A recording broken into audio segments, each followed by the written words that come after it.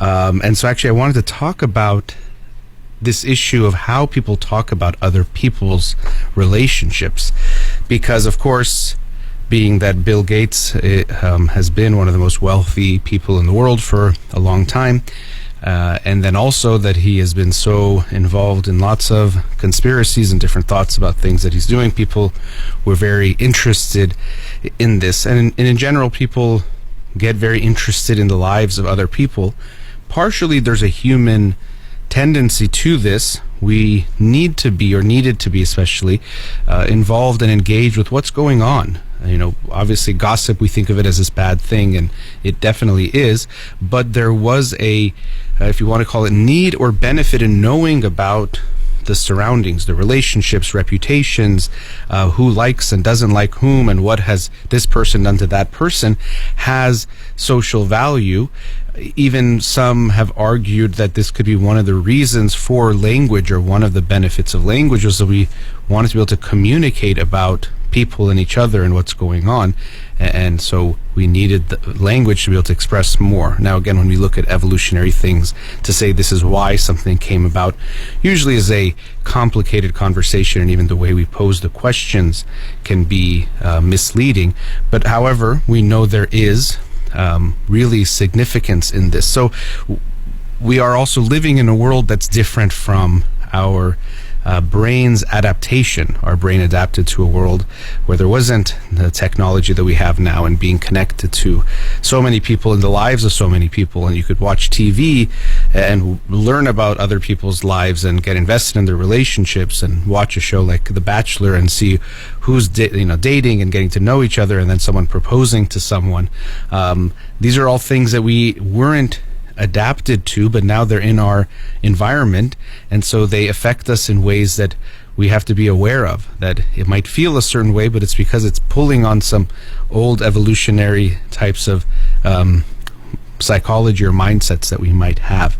So people react to these types of announcements, divorces, marriages, when things are announced, as if it's very much involving them. And what's interesting is really what it's bringing up, it's nothing about the couple, because we don't know much about them, just some things on the surface. It's bringing up things about us that we should think about. What am I feeling, and why? People are, see, money, and that might bring up some things, whether it's because of money they're getting a divorce, or it's because of money they got married to begin with, or whatever it is, the things that you're thinking about. It's going to tell you less about Bill and Melinda Gates and more about you and who you are and how you value certain things. So just something to be aware of when you have these reactions. You go, see this, or they did that, or I bet you this is why. And those kinds of things I think are funny when someone says, I bet you this is why they're getting a divorce, when they don't know anything. All you're sharing is your own feeling and thoughts and things. So I'm not saying now it might make you think twice, which could be good and bad, but I want you to at least think about it for yourself, of what is going on. So one of the things I did want to talk about is how people judge other people's relationships.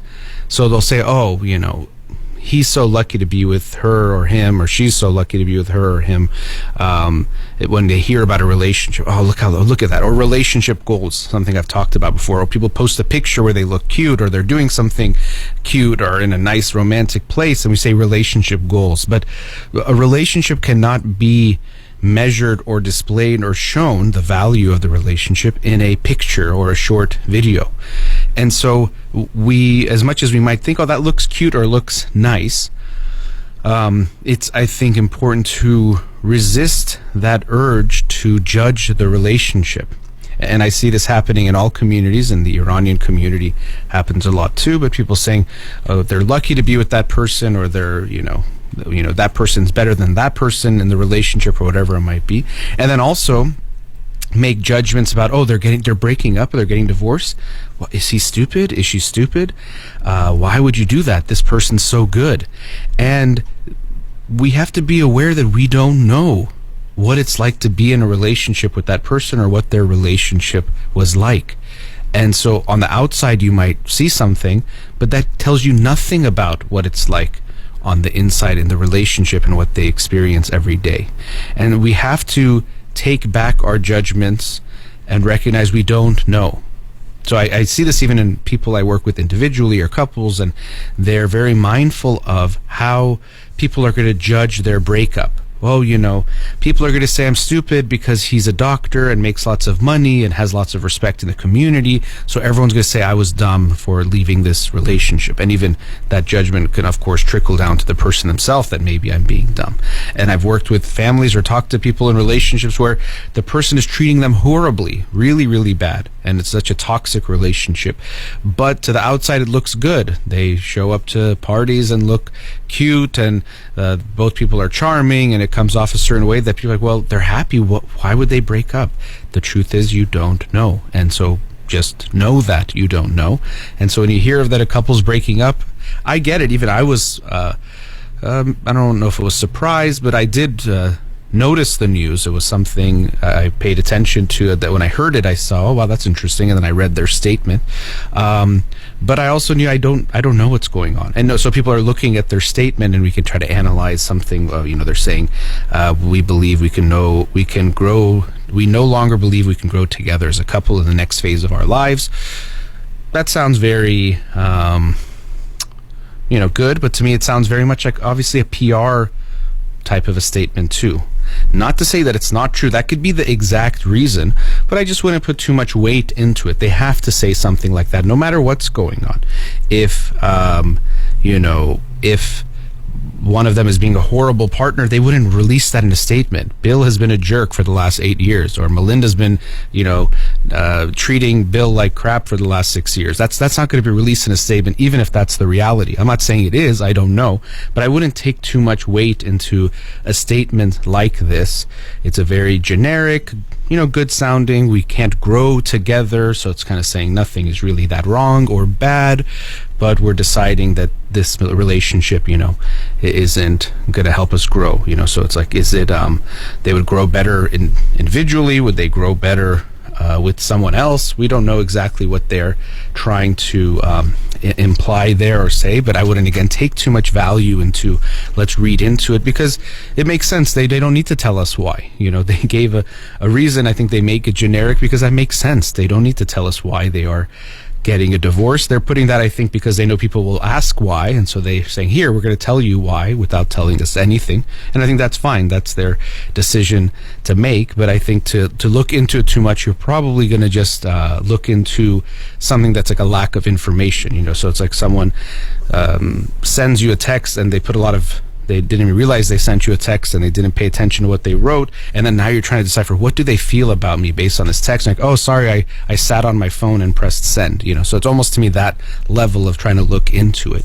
But I do think when people look at this situation and say it was smart or it was stupid or whatever other things, I think people also get intrigued or excited because of the amount of money that's involved and how much and how is it going to get split up. And people, they talk about these things, which is funny to me when they say, for example, oh, let's say she wanted the money, or Jeff Bezos, same kind of thing.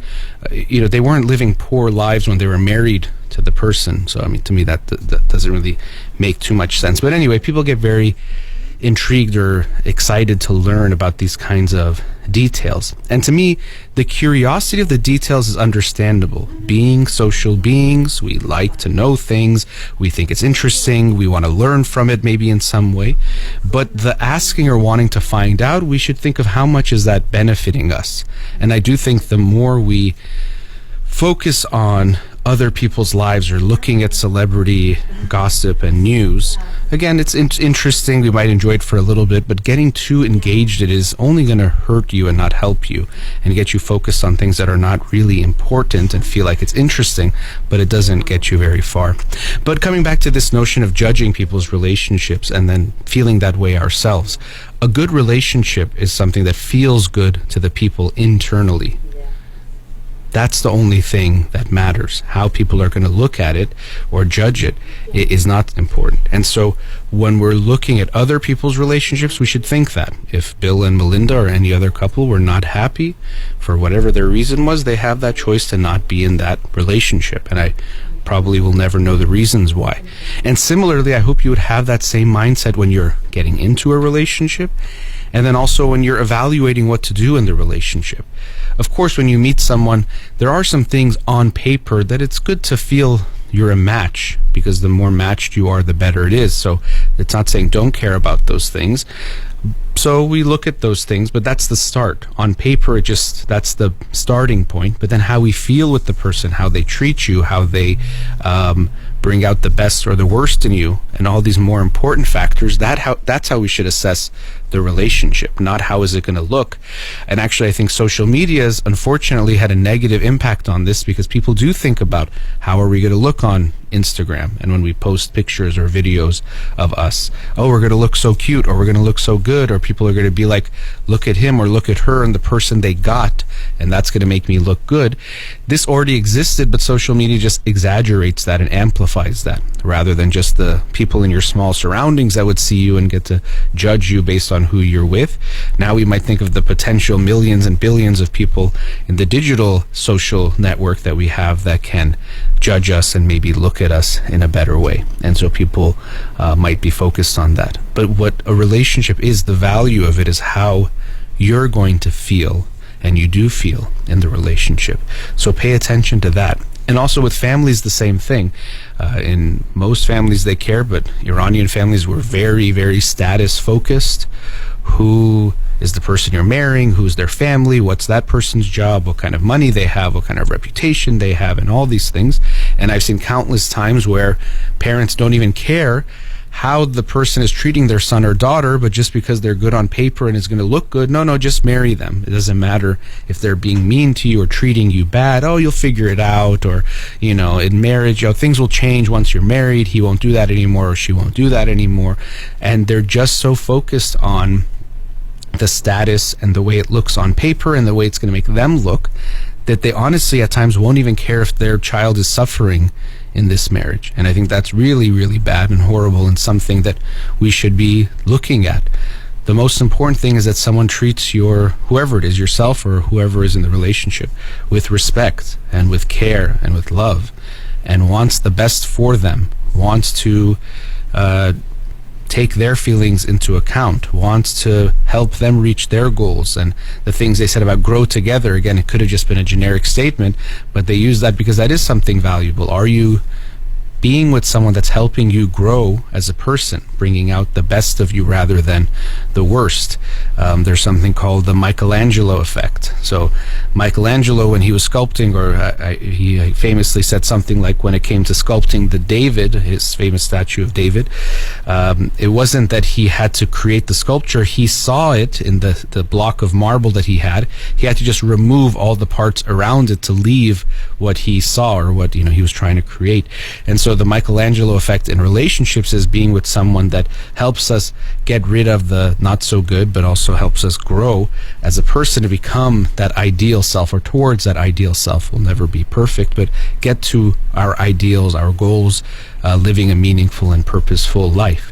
So yes, we're going to hear the news and be curious and wonder, but you're not going to know. Even if you try to read articles, you might hear something, and people are so thirsty to get something. Oh, Melinda's friend said this, or Bill's friend said that, or there's a report of this, report of that.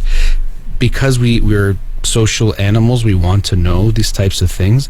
But I think it's important to be aware that you're probably going to waste your time.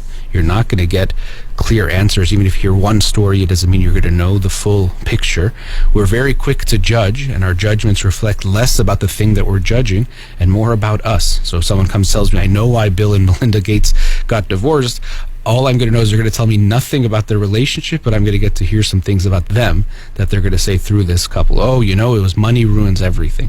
Oh, you can never trust to this or trust to that. All they're telling you is about them, not about the people that they are judging. So the curiosity, understandable. What we do with that curiosity, like what we do with any feeling, that's the part we want to think about and be a little bit more intentional about. And lastly, again, want to reiterate that point of how we judge relationships. You never know what it's like for two people who are in a relationship. You never know what it's like to be with someone. So if you think someone is so lucky to be with so-and-so, that's what it's like on the surface. You think it's lucky you would want to be with that person, or you think that's a good person to be with. What it's actually like to be in a relationship with them, you don't know, and you shouldn't judge that because you don't have the information to make that judgment. All right, let's go to a commercial break. Studio number 310-441-0555. We'll be right back.